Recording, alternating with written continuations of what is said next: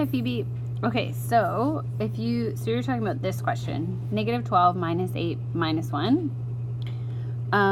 So if I have this, and I want to do, say, the first two things, so -12 take away 8. So you could think about it in terms of money. So if I have -$12, so like I owe somebody $12, and then I'm taking away another 8, so I owe someone another $8. In total, I owe them 20 bucks. So I'm in the hole $20. That's like minus 20. Then I still have to subtract another one. So that's like kind of saying, I owe somebody $20. Oh, and then I'm taking away another one, so I owe someone another $1. So altogether, I owe them $21. You could think about it like that. Or maybe in terms of temperature. So it's minus 12 degrees out.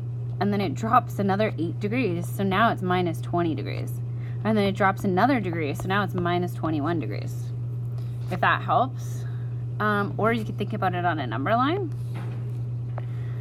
So I'm not going to draw the whole number line here, but say we had, minus 11, minus 10, minus 12, minus 13, minus 14, minus 15, minus 16, minus 17, minus 18, minus 19, sorry about that, minus 20, minus 21.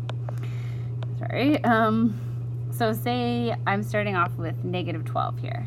So I'll put a dot at -12. And then if I have to subtract 8, then that means I need to go to the left 8 spaces because I'm going down.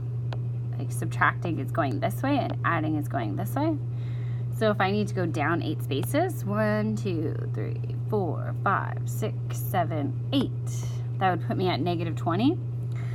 So I've just done that step. And then I have to go down another one. So I have to subtract another one. So I need to go down the number line even farther. So that'll be at -21. If it doesn't make sense, I can try another explanation. So let me know if this makes sense.